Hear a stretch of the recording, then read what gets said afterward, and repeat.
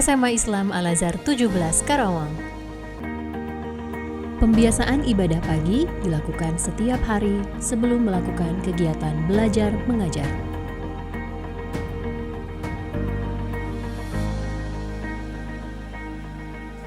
SMA Islam Al-Azhar 17 Karawang mendapatkan nilai 97 dengan kategori A unggul pada akreditasi pertama tahun 2019.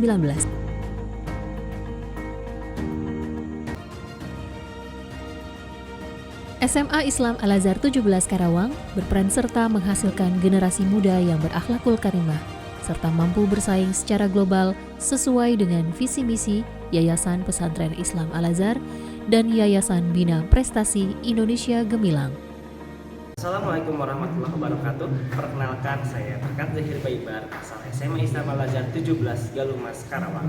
Saat ini saya sedang melaksanakan PPL di Universitas Muhammadiyah Mataram. Selamat menyaksikan. Assalamualaikum. Waalaikumsalam. Alhamdulillah. Halo kalian, apa kabar hari ini? Alhamdulillah baik. Alhamdulillah baik ya. Tapi senyum semua ya. Terlihat dari raut wajah, dari matanya ya, terlihat senyum semua. Semangat hari ini untuk kita belajar? Semangat ya. Oke. Hari ini saya akan menyampaikan beberapa materi terkait materi kelanjutan yang dari materi sebelumnya kita bahas tentang hukum ya. Nah, di materi sebelumnya, sebelum kita melalui pembelajaran yang akan datang, kita akan berdoa mengawali kegiatan ini dengan berdoa dulu. Doa kita mulai dengan dipimpin oleh Dafa. Silakan Dafa untuk memimpin doa. Bi amri wahlul 'uqdatam min lisani yafqahu qawli. Amin. Alhamdulillah ya, sudah mengawali dengan doa. Nah, saya sambil absen aja dulu ya. Oke, pertama ada Ahmad Dafa. Oke, Niko. Oke, Herlan. Ihsan. Tio. Trisna. Oke, sebelum kita masuk ke pembelajaran, kita main permainan dulu ya. Nah, main permainannya ini aja deh, apa yang gampang ya. Nanti ini ada botol ya, kita cek semangatnya, cek fokusnya.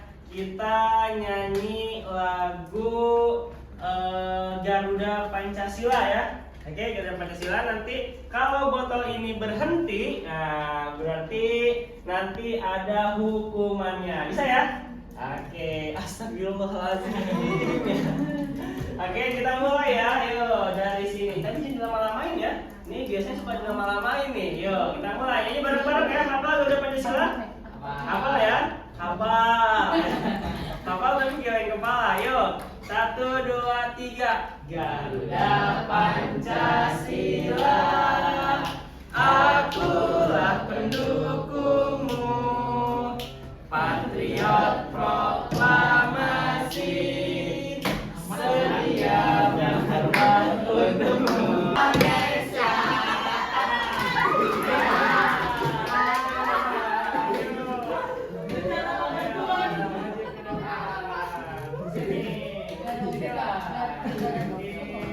Cek udah ketemu ya pasangan di sini. Biasa sini. Oke.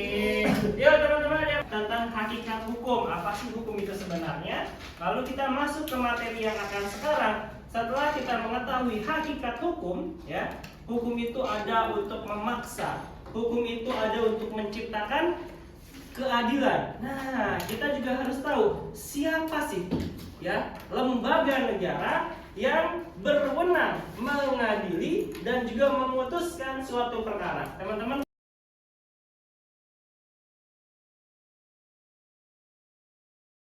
Nah, kita akan pelajari ya. Nah, jawaban dari itu semua adalah ini dia. Nah, siapa sih yang memberikan keadilan di suatu negara, khususnya di Indonesia? Kita udah belajar kemarin, ada hukum itu ada 3. Pertama hukum nasional, hukum internasional, hukum asing. Kalau hukum nasional berlaku di negara. Kalau hukum internasional, hukum antar negara.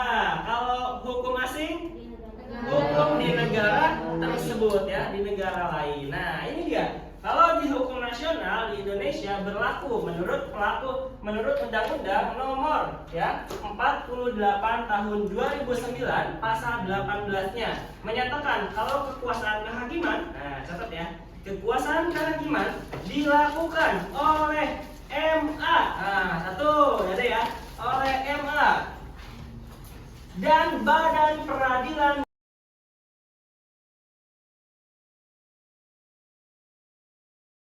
Beberapa soal yang harus dikerjakan oleh kalian. Nah, pembagian kelompoknya karena sudah duduknya seperti ini, saya langsung bagikan. Yang belah sini kelompok 1, yang ini kelompok 2, ini kelompok 3, dan yang sebelah sini kelompok 4 ya. Nah, kita akan mengamati kasus ini. Silakan diamati. Silakan dilihat ya. Pisan. Silakan dilihat ya. Oke, ini dia itu kelompoknya. Memberi keterangan Raka Asden Kurniawan Gagola ditangkap pada Selasa. Silakan ya, saling bekerja sama. Saya akan menilai aktivitas diskusi kalian.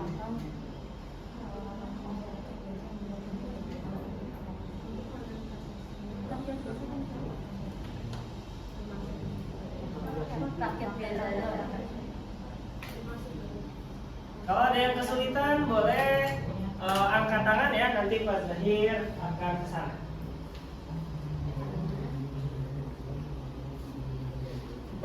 Yang tidak memiliki jabatan apapun.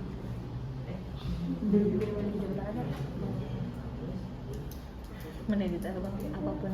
Jabatan dia tetap apapun. Saran atau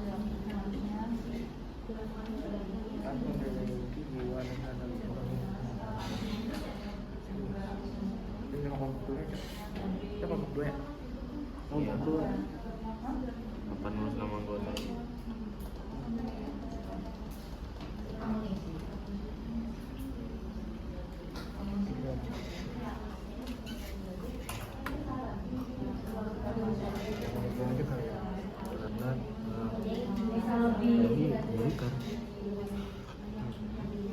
Merupakan anggota militer. Lihat dulu statusnya dia, apakah dia sebagai sipil ataukah dia memang sebagai anggota. Nah, jadi situ diamatinnya ya. Nah, terus diberikan alasannya kenapa gitu ya. Silakan. Ada lagi yang kesulitan? Baik, boleh diperhatikan semuanya ke depan. Yuk, perhatikan. Nah, oke. Kita semua akan mempresentasikan. Nah, Pak Zahir akan ajak kelompok yang melakukan presentasi adalah jeng kelompok 1. Sudah kelompok 1. Yuk, kelompok 1 boleh maju ke depan. Yang lainnya memperhatikan, siapkan pertanyaan ya. Silakan, yuk maju ke depan. Nah, oke, boleh dua-dua sini 2 sana 2. Nah ya, yang lainnya silahkan perhatikan, kalau ada pertanyaan silahkan ditanya ya. Yuk semuanya kita sama-sama simak hasil diskusi dari kelompok pertama, kelompok 1. Silahkan dibuka. Assalamualaikum warahmatullahi wabarakatuh. Waalaikumsalam warahmatullahi wabarakatuh. Kami dari kelompok 1 ingin mempresentasikan hasil kerja dari pembahasan video tersebut. Persoalan pertama itu, analisislah pengadilan mana yang tepat untuk menangani kasus KKB Papua dan oknum TNI yang berkhianat menjual senjata serta berikan alasannya. Jadi kalau yang di oknum TNI itu, dia itu masuk ke peradilan militer karena si oknum TNI ini tuh merupakan salah satu dari anggota militer. Jadi dia masuknya ke peradilan militer. Lalu yang oknum KKB dia masuk ke peradilan umum karena KKB merupakan rakyat biasa yang... Ini bertanya. Menurut kelompok kalian, hukuman apa yang pantas buat yang pelaku yang tadi? Bisa diulang lagi yang keras soalnya. Menurut kelompok kalian, hukuman apa yang pantas buat pelaku yang tadi, yang ada di video? Oke, hukuman apa yang pantas untuk menurut kalian ya? Menurut kalian hukuman apa yang pantas untuk anggota TNI dan juga KKB ya? Nah, apa yang pantas? Silakan. Silakan. Terhadap TNI. Yang merusak nama baik dari garda terdepan rakyat. Oke. Gimana jawabannya? Puas? Oke, puas tepuk tangan dulu dong buat kelompok 1. Hebat ya. Tadi dia bilang kalau TNI itu harus memiliki jiwa nasionalisme dan patriotisme karena dia merupakan garda terdepan. Lalu ya keputusannya ya mereka dicopot di jabatannya ya, dicopot lepas dari anggota TNI karena telah berhijrah. Nah, oke, tepuk tangan sekali lagi boleh kembali kelompok 1.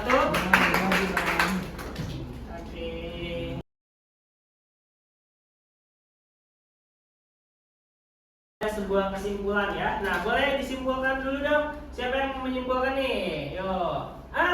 Boleh. Lutfia, silakan. Apa kesimpulan dari pembelajaran kita hari ini? Jadi sistem peradilan Indonesia menurut UU Nomor 14 Tahun 2019 itu kekuasaan hakim itu dilakukan oleh Mahkamah Agung dan dilakukan oleh peradilan umum, peradilan militer, peradilan tata usaha negara, dan peradilan agama. Peradilan umum itu dikhususkan untuk sipil, umumnya mengenai perkara perdata dan pidana, kemudian peradilan militer untuk anggota militer yang bermasalah, peradilan tata usaha negara untuk menyelesaikan sengketa seseorang dengan badan hukum atau lembaga negara, pusat ataupun daerah. Terus kemudian terakhir peradilan agama itu bertugas untuk memutus dan menyelesaikan perkara orang-orang Islam. Woi, lengkap semua kesimpulannya ya. Tepuk tangan dulu. Pak Zirjo menyimpulkan kalau semua pembelajaran ini akhirnya kita mendapatkan sebuah pengetahuan ya teman-teman ya, bahwasannya sebagai anggota TNI, mau kita sebagai lembaga negara, kita sebagai masyarakat sipil biasa, semuanya memiliki konsekuensi hukum dan akan menanggung akibatnya ya, baik itu perkara-perkara pidana, perdata, sebagai masyarakat biasa atau juga sebagai seorang anggota TNI. Silakan Desa, sampaikan apa manfaat dari pembelajaran kita hari ini? Manfaat dari pembelajaran kita hari ini, kita menjadi tahu akan tingkatan kekuasaan kehakiman yang ada di negara ini. Juga kita menjadi tahu akan Mahkamah Agung dan cabang-cabang peradilan di bawahnya seperti peradilan umum, peradilan militer, peradilan tata usaha negara, dan peradilan agama. Dan misalnya peradilan militer untuk berlaku untuk yang berada di lingkungan angkatan bersenjata, dan peradilan agama untuk memutuskan perkara antara orang beragama Islam. Lalu kita juga bisa tahu wewenang-wewenang pada Mahkamah Konstitusi seperti menguji UU terhadap UUD 1945 atau memberi putusan atas pendapat DPR atas dugaan presiden dan atau wakil presiden melakukan pelanggaran. Oke, ya tepuk tangan dulu dong buat kita semua. Jadi kita semua sudah mengetahui ya manfaatnya ya dari pembelajaran ini hari ini ya. Nah, mengetahui manfaat dari pembelajaran kita hari ini secara umum, berarti setelah ini kalau di kehidupan kita harus berlaku seperti apa? Harus adil, hati-hati, tidak semena-mena. Nah, yang tidak sewenang-wenang, yaitu adalah manfaat dari kita belajar tentang materi hukum, karena setiap perbuatan akan ada konsekuensinya. Nah, oke, kalau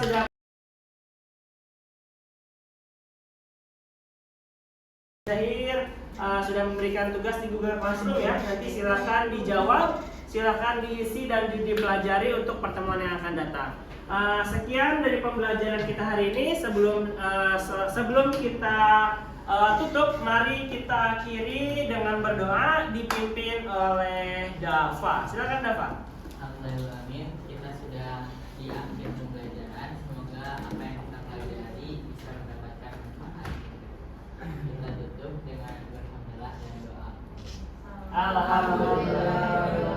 Subhanallah wa bihamdihi, asyhadu an la ilaha illa anta, astaghfiruka wa atubu ilaik. Oke. Terima kasih sudah mendengar, sudah menyimak pembelajaran kita hari ini. Pak Zahir pamit. Assalamualaikum warahmatullahi wabarakatuh. Waalaikumsalam.